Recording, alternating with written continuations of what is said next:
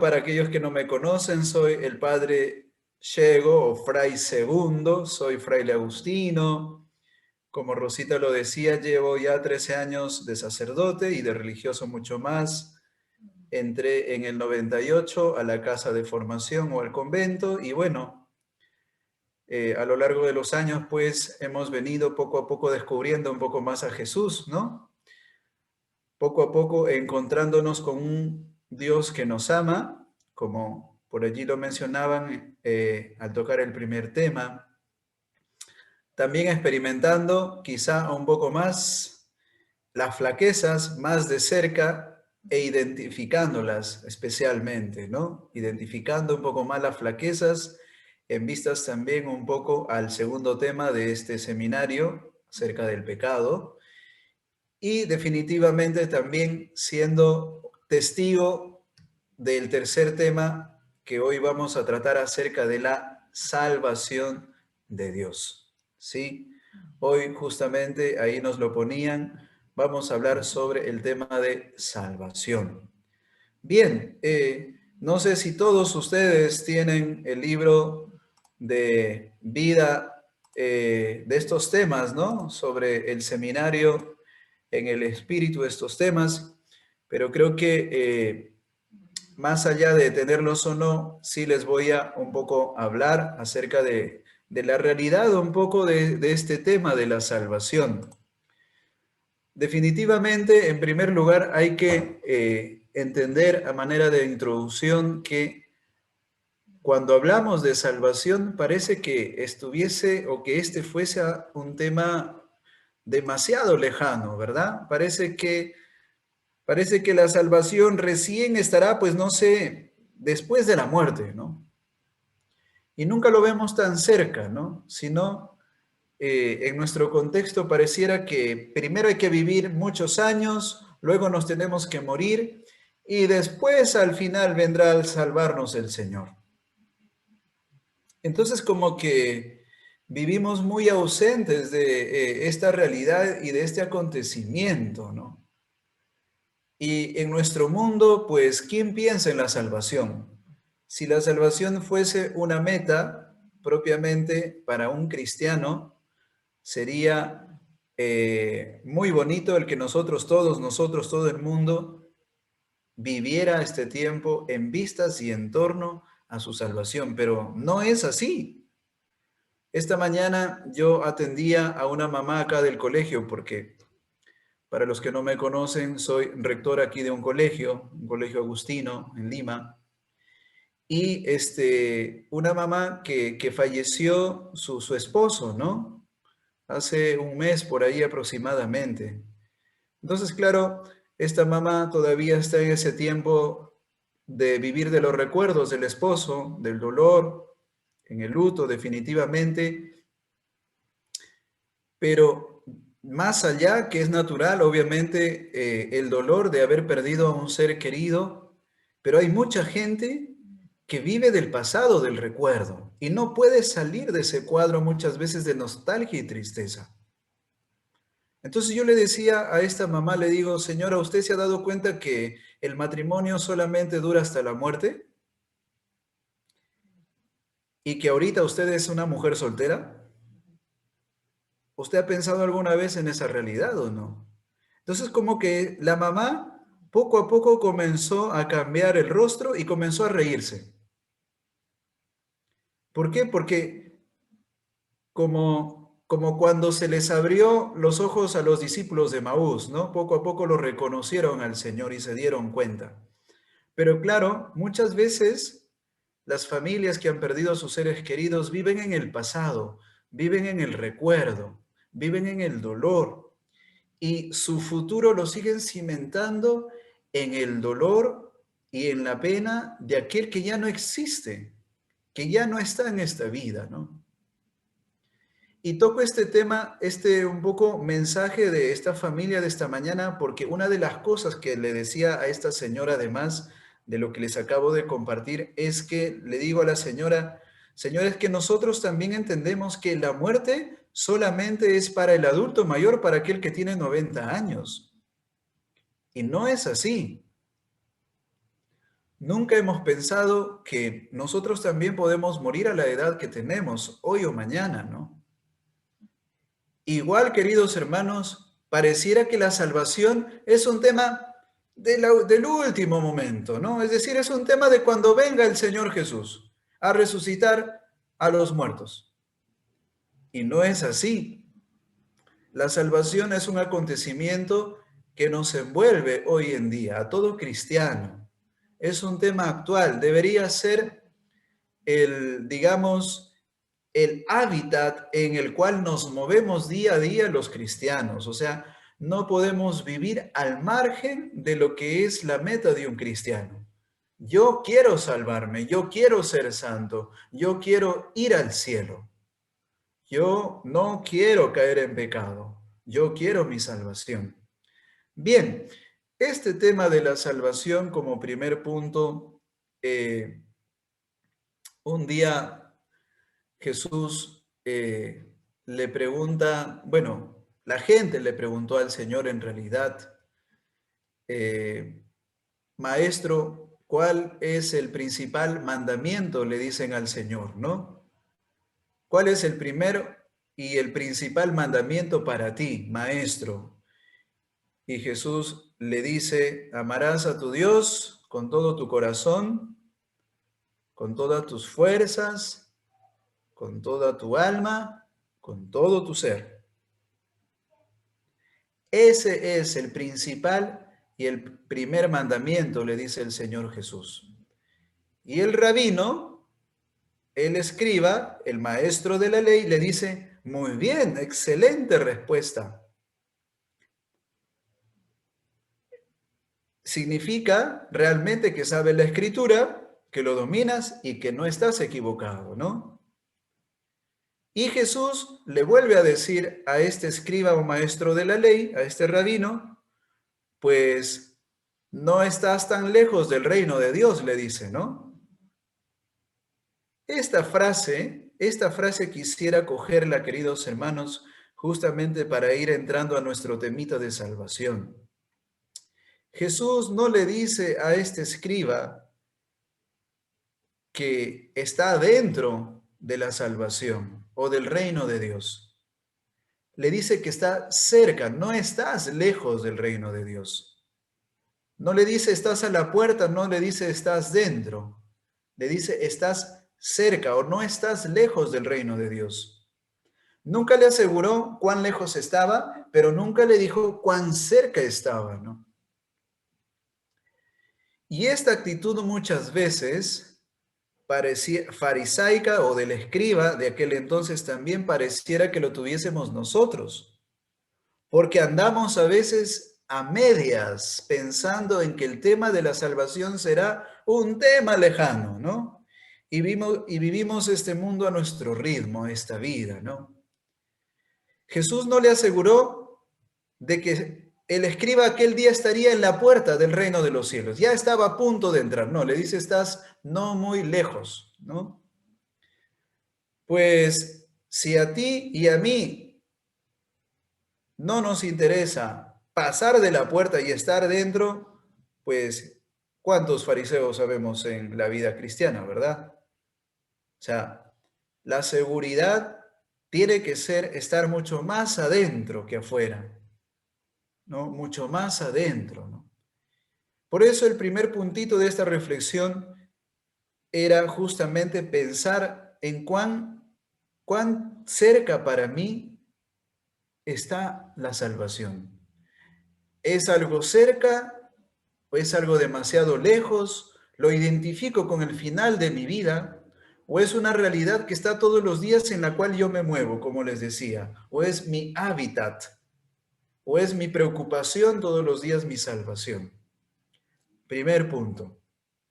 Número 2. Dice San Pablo, no, sino Hechos de los Apóstoles, capítulo 4, versículo 12, lo siguiente. No hay otro nombre bajo el cual y fuera del cual el hombre sea salvo. Dice Hechos 4, 12. no hay otro nombre fuera del cual el hombre sea salvo. Se lo apuntaron. Entonces, el autor, ¿quién es el autor de Hechos de los Apóstoles? A ver, ¿quién me dice? A ver, ¿Yo puedo? Es sí, Lucas. muy bien, Lucas, muy bien. Lucas es. Bien, Lucas nos dice en Hechos de los Apóstoles, por si acaso no San Pablo, ¿eh? Es Lucas. Lucas nos dice en Hechos de los Apóstoles que fuera del nombre de Jesús, el hombre no puede ser salvo, porque, digamos, es el mediador, es el protagonista de nuestra salvación, es el puente, es el que murió, es el que derramó sangre. Él es el único, el que se ha hecho propiciación por nuestros pecados. Ustedes, la mayoría, seguramente saben rezar la coronilla de la misericordia, ¿no? ¿Qué dice la oración última? Padre eterno, yo te ofrezco el El cuerpo, cuerpo, la sangre, el sangre. alma y la divinidad de tu amadísimo Hijo, Señor nuestro Jesucristo, como propiciación de nuestros pecados y los del mundo entero. Ahí está, como propiciación, como redención, como precio, yo te ofrezco. No hay salvación fuera de lo que Él ha hecho, queridos hermanos, ¿ya? Este tercer tema habla justamente de lo que ha hecho Jesús por ti y por mí, de la redención, de eso que llamamos salvación. La salvación se ha dado en una persona, no se ha dado en una teoría, no se ha dado en una predicación. El cristianismo no es floro, es un estilo de vida, es una persona, es una práctica. Y el centro de esa práctica es el amor. ¿Sí? El cristianismo no es una imaginación, no es un invento, aunque muchos en la tradición hayan querido que los discípulos inventaron que Jesús resucitó. Pero hay muchas pruebas de que esto no es verdad. Jesús se ofreció como remisión y redención por nuestros pecados. Por tanto, la segunda parte o la segunda línea o idea, punto número 2, es: no hay otro nombre fuera del cual nos haya venido la salvación. Y créanme que en la actualidad y en el pasado no hemos encontrado a alguien más que haya hecho las obras que ha hecho el mismo Señor. El acontecimiento de la cruz, el que nos haya dicho que tenemos que amarnos como hermanos. Y gracias a su mensaje, nosotros nos podemos entender, por eso estamos aquí en la sala sin odiarnos, por ejemplo. ¿Cómo hubiésemos sido sin la existencia del Señor? ¿Cómo podría amarse un papá con su esposa, los hijos? ¿Cómo hubiésemos podido ser amigos y ser empáticos? ¿Cómo lograrían tenerse paciencia los esposos, las familias, los amigos, todos nosotros, sin que Jesucristo nos ha amado de esta manera? Diría San Juan, Él nos amó primero, por eso nos amamos nosotros.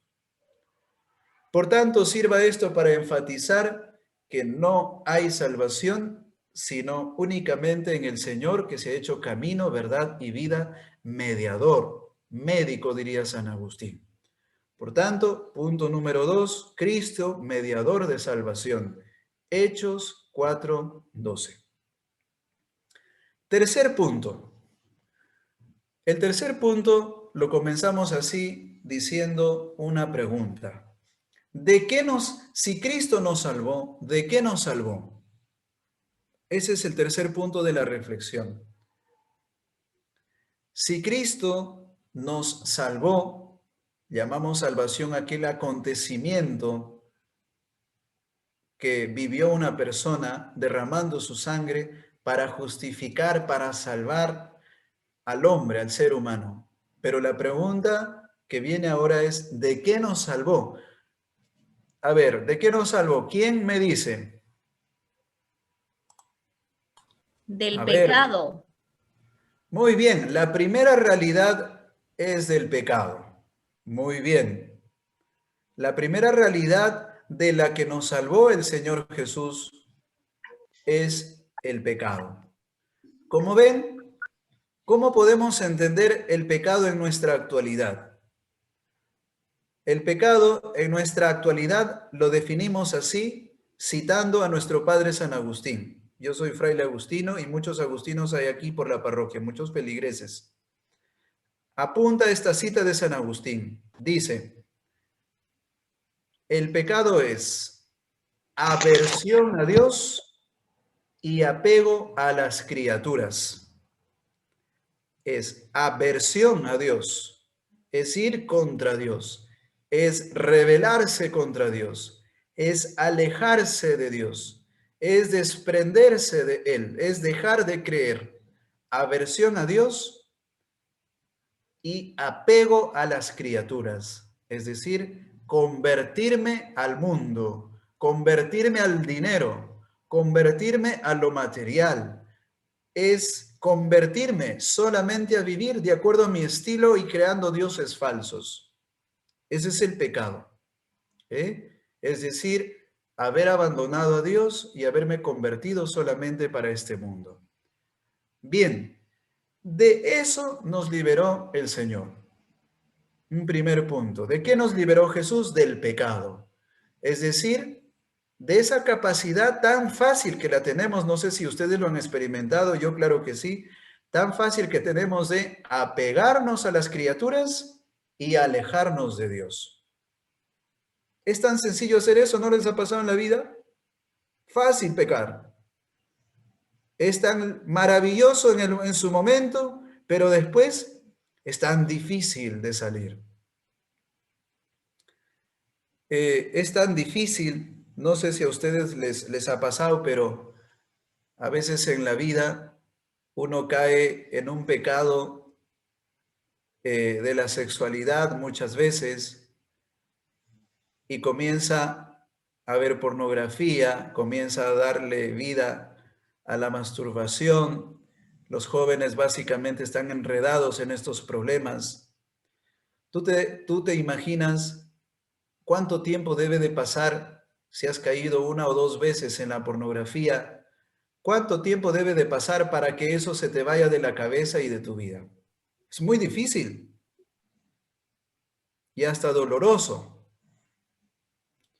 Y nuestros jóvenes están muy esclavizados en esta realidad de la sexualidad o de llevar mal la sexualidad, que es un don, es un regalo maravilloso en el ser humano. Entonces, pues, es tan fácil pecar, pero tan difícil salir de allí. Al punto que cuando estoy por salir una vez más, me jala y podemos caer en cualquiera de las cosas, ¿no? En cualquier dimensión, ¿no? Bien, yo te digo que Jesús nos salvó. En su experiencia y en la mía, nosotros también podemos decir que hemos salido del pecado. Tantas veces hemos batallado y hemos luchado y hemos podido lograr salir de ahí. Que si Cristo, queridos hermanos, no nos hubiese dado la salvación, nosotros no podríamos vencer ningún pecado. Les digo así. ¿Por qué hemos salido y huido muchas veces de la tentación? Porque Cristo previamente nos ha salvado y nos ha dado la capacidad de salir de allí, de desobedecer, ¿no?, a la ley. Hasta aquí, por tanto, la primera realidad de la cual Jesús nos salvó. Número 1. Número 2. ¿De qué más nos salvó el Señor? A ver, con su sacrificio. ¿Quién me dice? De la muerte eterna. Muy bien. Segunda realidad de lo que nos salvó el Señor es de la muerte eterna. Como ustedes saben, Dios creó el mundo y después de 5 días, al sexto, creó al ser humano a su imagen y semejanza. Y dice el Génesis que no lo creó para morir, sino para vivir. Pero resulta que cuando el mal entra, En esa situación, inmediatamente bajo la desobediencia y presión de Satanás, Adán y Eva caen como pareja e inmediatamente la realidad cambia para estos hombres. Es decir, antes no existía la muerte y ahora existe. La muerte natural es una de las consecuencias que hasta hoy conllevamos o nos acompaña desde el pecado original. Una de las grandes consecuencias que trajo, por tanto, este pecado original fue la muerte temporal. Eso significa que antes del pecado el hombre podía no haber muerto. Y si nunca hubiese existido el pecado, tú y yo seríamos también eternos en ese sentido. Más que eternos, estaríamos libres de la muerte física. Entonces, claro, el pecado fue de tanta envergadura y valor y de gravedad que obviamente el ser humano no podía redimir algo espiritualmente dado. Por eso es que un espíritu se tiene que encargar para redimirle al ser humano. Y la única forma de que un espíritu lo redima al ser humano es que tome su carne, su propia naturaleza. Por eso es que Dios se encarna. No hubo otra forma de redimirlo al ser humano. Dios, siendo espíritu, tiene que tomar nuestra naturaleza. ¿Por qué? Porque el ser humano en su carne había pecado. Entonces aquel que lo tenga que salvar tiene que sí o sí tomar su carne, necesariamente. ¿Por qué? Para que lo redima por completo. Por eso la redención de Cristo es completa, ¿no? Y no es solamente completa hablando del todo el ser humano, sino que también lo redimió de la muerte eterna, de todos los males que tenía el ser humano en aquel entonces y lo que había venido por el pecado original. En ese sentido podemos decir que Cristo nos redime de esta segunda esclavitud llamada pecado mortal, muerte eterna, muerte para siempre. Desde entonces el hombre, desde la redención de Cristo, ya no puede estar muerto para siempre. Desde ahí podemos decir que el ser humano ha sido creado, pero no para morir, sino para la eternidad. Definitivamente el ser humano no es eterno, porque ser eterno significa no tener principio ni fin. El hombre sí tiene principio, pero ya no tiene fin. Gracias a la redención de Cristo, de haber vencido a esa muerte eterna que todo el ser humano merecía por el pecado original. Segundo punto, por tanto, ¿de qué nos redimió el Señor? De la muerte eterna, de la condenación. Una tercera realidad de la que nos salvó el Señor Jesús, ¿cuál fue? A ver, ¿quién me dice?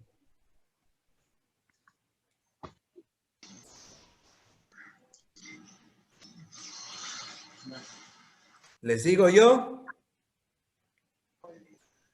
A ver, por ahí, ¿a quién le cogemos? A ver, vamos a ver. Hay por ahí que están algunos. Están mirando televisión mientras me escuchan. A ver. Nos liberó de Satanás, Fray. Muy bien, Rosita, gracias. Estás inspirada ahora. Nos libró de Satanás. Realmente, Satanás, saben que tiene un gran poder, ¿verdad? Porque los ángeles son poderosísimos. Los ángeles luchan contra los demonios que nos quieren a nosotros hacer caer. ¿Ustedes se imaginan cómo será una lucha de espíritus? Hay películas, ¿no? Un poco así fantasiosas o ficticias, ¿no? Una lucha de espíritus terrible. Yo tengo mi ángel, tú tienes mi ángel, perdón, tú tienes tu ángel, o tenemos varios ángeles. Imagínense cómo luchan nuestros ángeles contra los ángeles malos. Porque ahorita no solamente hay un ángel malo, hay batallones de ángeles malos desde el Apocalipsis. Y hay ángeles malos y ángeles buenos. Los ángeles están para defenderte y los arcángeles para traernos mensajes de Dios. ¿Sí? Los arcángeles nos traen grandes mensajes, como el mensaje de la Anunciación, por ejemplo, un mensaje crucial, extraordinario. Los arcángeles. Mas los ángeles están para ti, están para mí, están para hacer la guerra a Satanás. Si Cristo no hubiese muerto, Satanás tendría todo el poder y nos dominaría, y a nuestros ángeles buenos él los dominaría.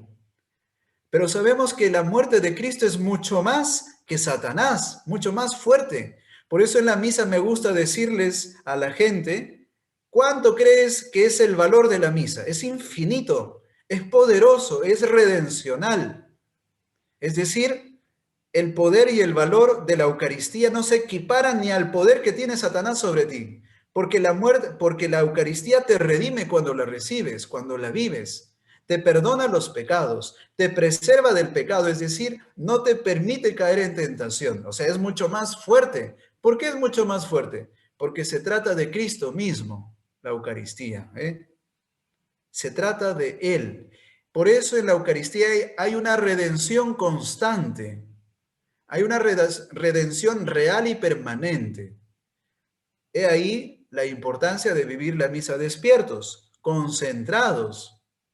He ahí de seguir la Eucaristía. Más allá de que el Padrecito nos pueda aburrir con la misa, tú tenga en cuenta que estás viviendo el sacrificio del Señor, la entrega por ti. Eso es importante. Por tanto, queridos hermanos, Cristo ha vencido a Satanás, a su poder, y lo va manifestando día a día, cuando celebramos la Eucaristía o en las celebraciones de otras acciones litúrgicas también, tales como los sacramentos o tales como la liturgia de las horas o la lección divina, ¿no? Bien, Jesús, por tanto, su muerte ha tenido gran valor, ha sido tan poderosa, el valor de la muerte de Cristo es tan infinita que obviamente no se equipara al poder que tiene Satanás. Por eso se entiende que Satanás no tiene poder sobre nosotros si realmente le hemos permitido a Cristo reinar en nuestra vida. Satanás va a entrar en tu vida si es que le abres la puerta, si es que le das permiso. Mi mamá decía, antes, que ella conoció a un señor que había hecho un pacto con el brujo, que había hecho un pacto con el diablo, y que este señor era una especie de, pues, brujo, como se suele llamar, ¿no? Entregado al poder y a las garras de Satanás. Ojo, hay que tener cuidado con eso, Y decía, pues, que este brujo era tan fan y seguidor de Satanás, que tenía mucha plata, que tenía mucha clientela, mucha gente iba, y no sabemos qué maniobras hacía, pero muchas cosas, pues, en favor de sus clientes, que terminaban siendo favorecidos, porque claro, Satanás tenía la sabiduría de aprovechar de las falsas mentiras para hacerte o para hacer a la gente entender que estaban por el camino correcto. Eso es lo que hace el demonio, ¿no? Nos engaña, nos mete una mitad de verdad y luego al final quedamos destrozados o enterrados. Entonces, llegó un día en que este señor murió, dice mi mamá. Y el día que lo llevaron a enterrar al cementerio, después de despedirse la gente del cementerio, 2, 3 personas que estaban borrachitos se quedan dormidos en la sepultura, ahí al costado. ¿Por qué? Porque en la zona por allá de Cajamarca, ahí los difuntos se velan con trago, No es como acá en Lima, que apenas hay unas galletitas y un café, ¿no? Pero allá es trago y comida. El último día se matan 2, 3 terneros porque hay que atender a la gente, ¿no? Es así la costumbre por la zona de Cajamarca, de donde yo vengo, ¿no? Entonces, esa noche, ¿qué pasó? 12 de la noche, 12:30 de la noche, se despiertan estos 3 señores borrachitos que se habían quedado pero fueron despertados por una bulla, dice mi mamá, por un ruido, que en su visión ellos comenzaron a ver una especie de personas, a bestias, montados o cabalgando en su cabalgadura, ¿no? En su caballo. Y dice mi mami que estos señores comentaban que escuchaban muchos ruidos y que eran una especie de personajes que comenzaron a desenterrar al cadáver y lo llevaron, lo robaron al cadáver, al cuerpo, ¿no? Se lo llevaron estos espíritus y al punto que cuando fueron a ver al día siguiente la sepultura, el Señor no estaba, ¿no? El cuerpo no estaba. Y mi mamá dice, dentro de su poca cultura, ¿sí? Me decía que justamente estos espíritus robaron el cuerpo porque el Señor se había tanto entregado a Satanás que obviamente hasta el cuerpo se lo llevaron los demonios, me decía, ¿no? Entonces, les cuento un poco esta breve historia un poco fantasiosa, más allá de ser real, pero sirve muchas veces para entender que Satanás entra en nuestra vida porque le cedemos, le abrimos la puerta. Y tú no sabes cómo le abres la puerta. Dice San Pedro que el diablo está como león rugiente buscando a quien devorar, dice San Pedro. Cuando el demonio quiere hacerte daño, no te va a venir a la casa y te va a tocar la puerta. Oye, José, ahora sí, no, ja, y te saca, no sé, pues, ¿no? Te apaga las luces, te avisa, ¿no? O sea, bien sería y sería genial y sería chévere que el demonio te avise, pero ¿qué demonio te avisa lo que te va a hacer, no? Entonces nosotros caemos fácilmente en las garras de Satanás. ¿Por qué? Porque es un mentiroso, porque te presenta la vida atractiva, porque te presenta la vida en apariencia, ¿no? Esa es la maniobra, esa es la sabiduría de Satán. Y al final, el objetivo de Satanás definitivamente es hacerte entender que Dios no te ama. Ese es el principal objetivo.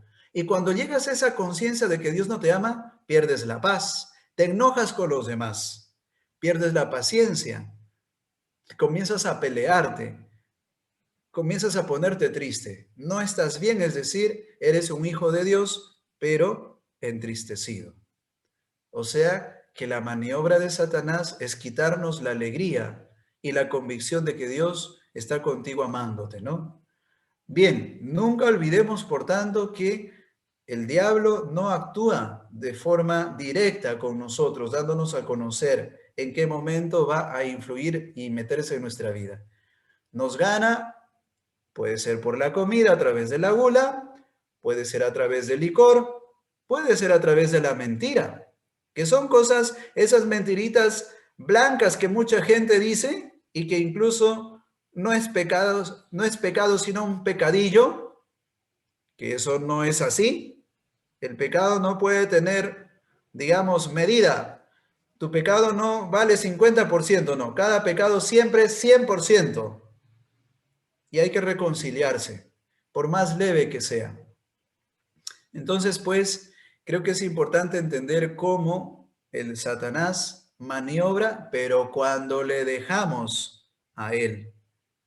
Pero Cristo nos ha salvado, queridos hermanos, también del poder de Satanás. Y esta es la tercera realidad que hoy les quería comentar acerca de qué cosas Cristo nos salvó.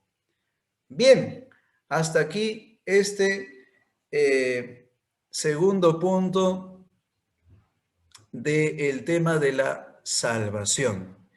Y por último, vamos a ver la tercera parte de este tema y ver cómo tenemos que hacer nuestra la salvación del Señor Jesús. Apunte esta pregunta, a ver, ¿de qué manera hago mía la salvación de Cristo? ¿De qué manera hago mía la salvación de Cristo? Es como si te dijera, Tú tienes una lámpara, ¿verdad? Esa lámpara, ¿en qué momento alumbra?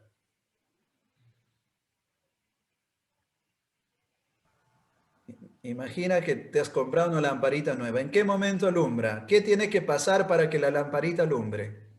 Tiene que estar Prender. prendida. Prender. ¿Cómo? Tiene que estar Prenderla. prendida. Tiene que estar prendida. Muy bien. ¿Basta que esté prendida para iluminar? No, hay que dejarse sanar por Jesús. Tiene que Ya, estar pero- enchufada. Tener combustible. Tiene que haber oscuridad. Exactamente.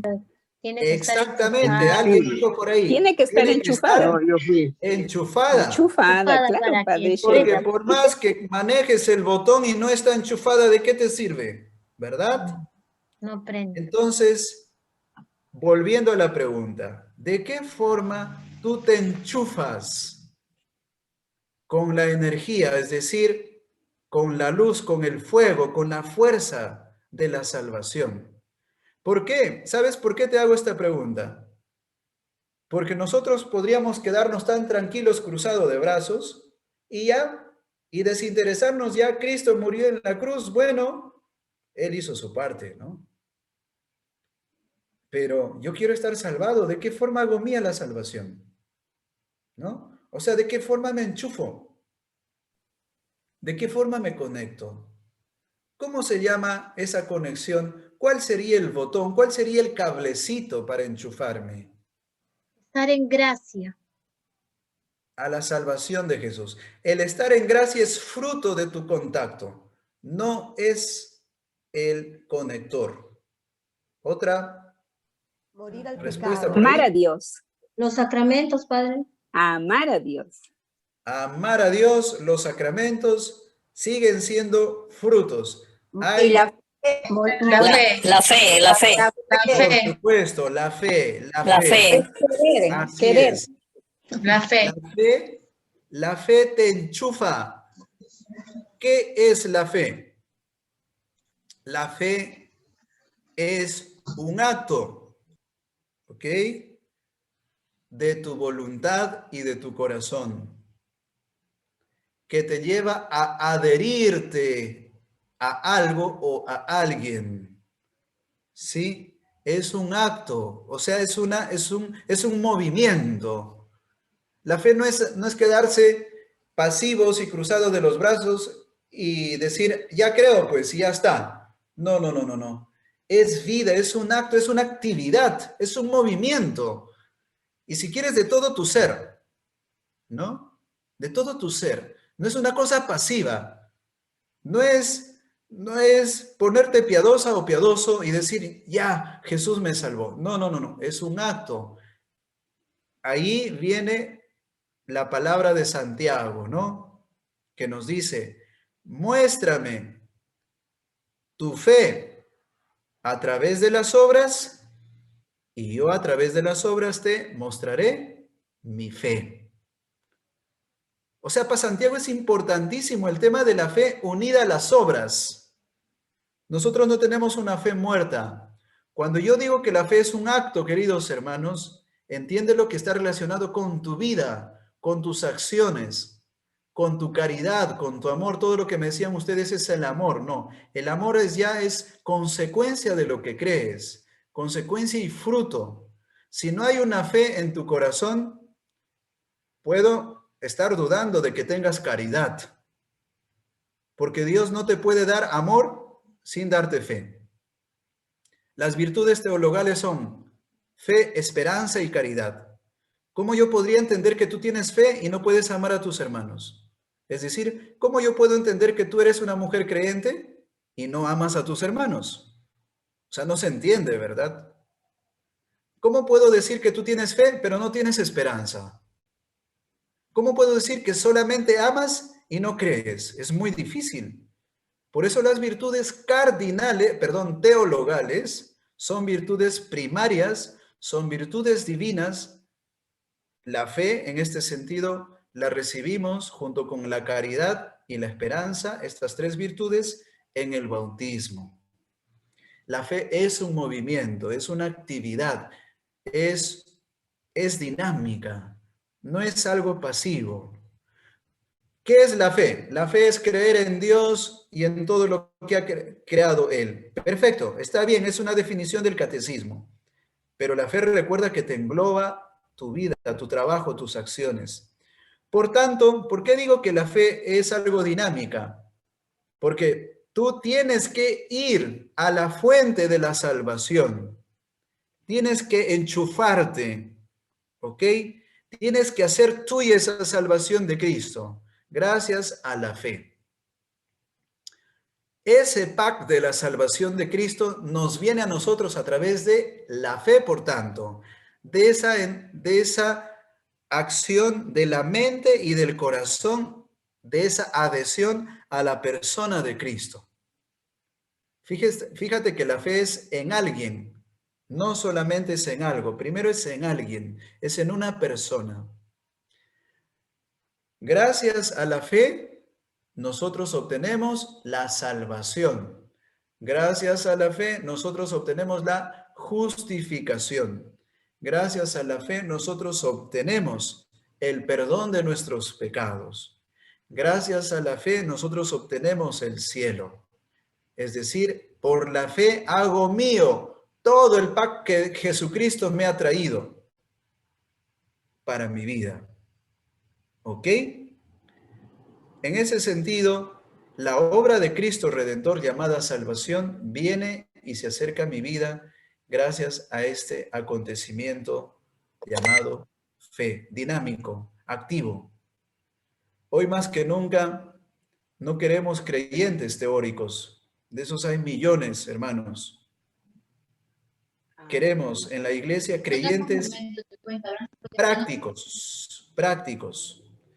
Había un padre en la universidad donde yo estudié que nos enseñaba teología moral y nos decía, ¿qué crisis de santos hay en el mundo actualmente? No necesitamos 100 santos, ojalá hubiera 100 santos, ¿no? Pero no hay, decía. No hay ni 50 santos en el mundo, decía. Ojalá tuviésemos siquiera 10 santos en el mundo, decía, como los apóstoles, 11. Pero no hay, decía, ¿no? Y decía, ojalá tuviésemos 5. O tan solo uno, decía. Tan solo uno, pero que sea como Cristo. Que sea como Él. Que no sea un creyente teórico. Que sea como el Señor Jesús. Porque tener a alguien como Cristo sí cambiaría la historia. Porque Cristo cambió la historia. Uno solo. Decía, ¿no? Uno solo. Y la crisis, queridos hermanos, de nuestro tiempo es que somos muchas veces gente de fe teórica, pero no vivimos el compromiso cristiano. Cuando la vida cristiana es un estilo, no es algo que lo tienes que vivir a momentos. No es algo que tienes que estar comprometido o comprometido solo por 3 horas a lo largo del día o durante la media hora de la misa.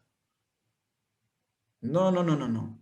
Es un estilo de vivir, es decir, las consecuencias de ser creyentes justamente se tienen que ver reflejadas día a día. Y tú y yo estamos llamados a vivir de esa forma. ¿Ok? Tú y yo estamos llamados a vivir santamente. Si no hay 2, 3 santos, por lo menos uno, decía este padre. Y ese puede ser tú. Puede ser tú. Pero tienes que vivir como Cristo. Y todos estamos llamados a eso.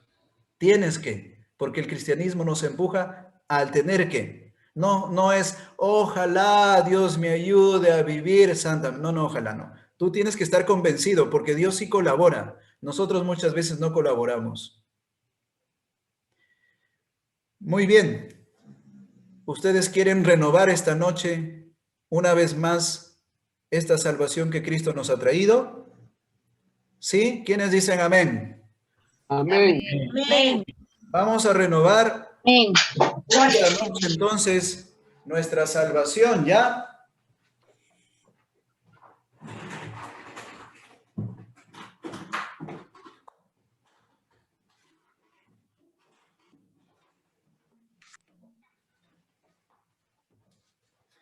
voy a invitarte que te dispongas tu corazón. Fíjate cuántas cosas hemos comentado esta noche que son verdad. Jesús, queridos hermanos, ya nos trajo la salvación. Él ya hizo su obra y lo que le competía. Ahora tú haz lo que te compete. Es decir, acércate a la fuente. Y la forma de acercarte al corazón de Cristo, a obtener ese manantial de salvación, es la fe. Es decir, permanece enchufado a Él, no te desprendas. La salvación es una realidad de todos los días y de cada momento. Yo no puedo decir que estoy salvado en este momento y más tarde a las 8 o a las 10 de la noche no, o mañana. El hecho de haber abrazado el cristianismo me lleva a ser consciente de que la salvación es todos los días. Es de todos los días, porque la fe no podemos dejarla de vivir en ningún momento. Y gracias a la fe nosotros hacemos nuestra la salvación. Vamos a pedirle a Jesucristo que renueve esta noche y que le adoramos y que le bendecimos a Él y que hoy le declaramos a Él como Rey de nuestra vida.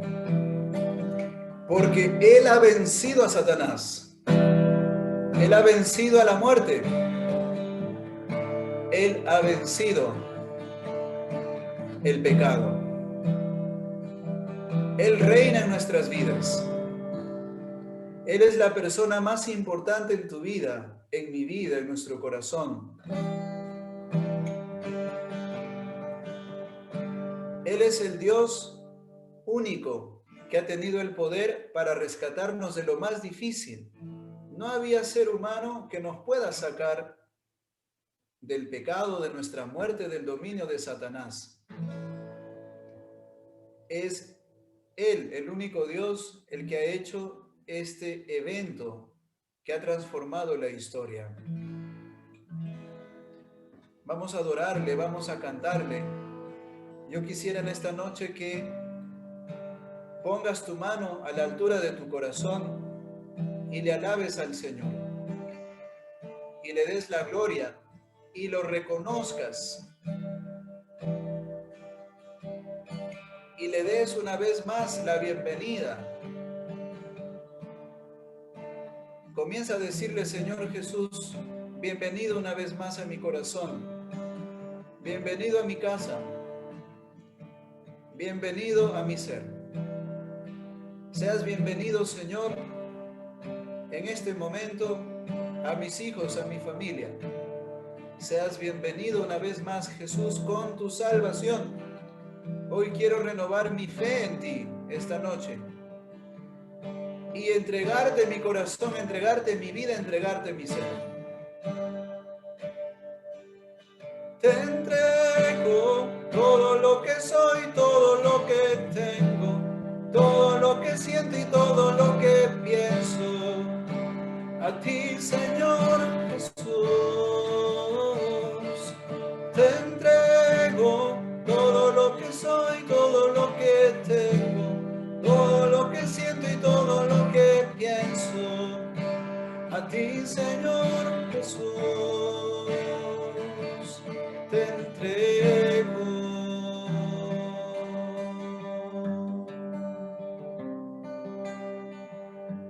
Señor Jesús, esta noche estamos en tu presencia, estamos aquí postrados delante de ti.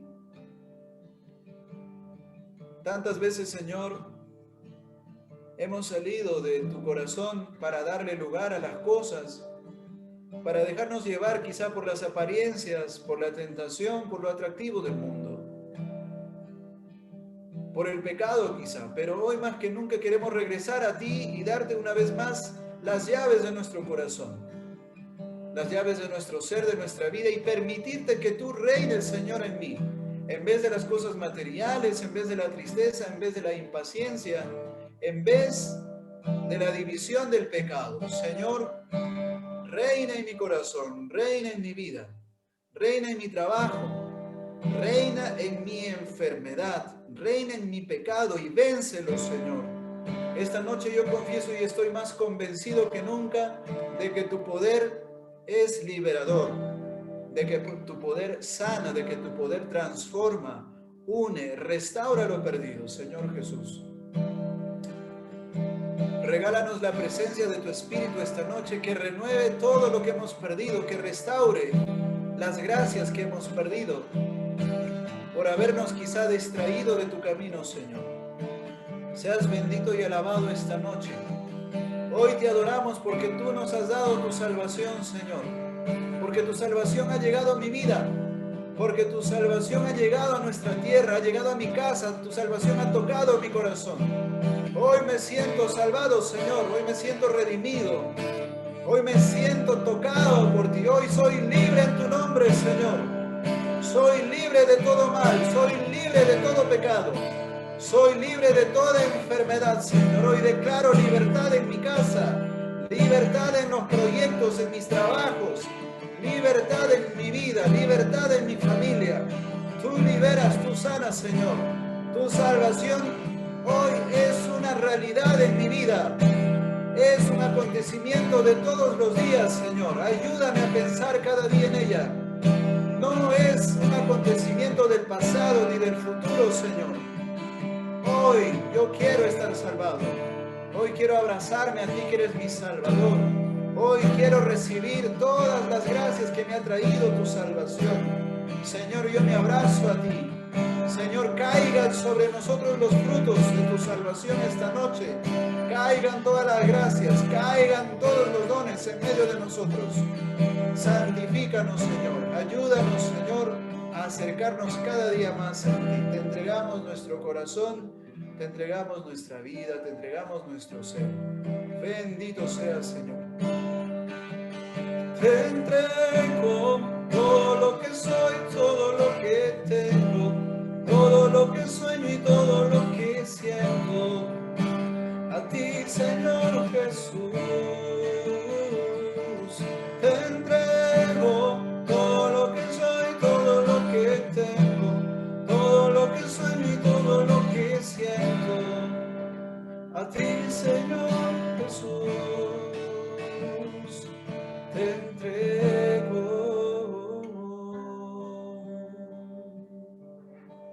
Algo muy importante, querido hermano, es que mientras no estés enchufado, ¿de qué sirve una lámpara tan nueva mientras no esté enchufada para que te dé luz? De la misma forma, si tu vida no está conectada al Señor Jesús, no serás luz, no iluminarás a nadie. Más bien serás oscuridad, serás uno más. Serás un objeto más que está por ahí por el rincón de la mesa, debajo de la cama, pero no iluminarás. Simplemente ponte a pensar nomás dónde guardas una lámpara que no ilumina. Así puede ser nuestra vida cuando nos desconectamos con el Señor. Recuerda por última vez, la fe te conecta al Señor, pero la fe no es solamente un tema teórico. Es una vida, es un movimiento, es una adhesión plena, es decir, de tu mente, de tu voluntad, de tu ser.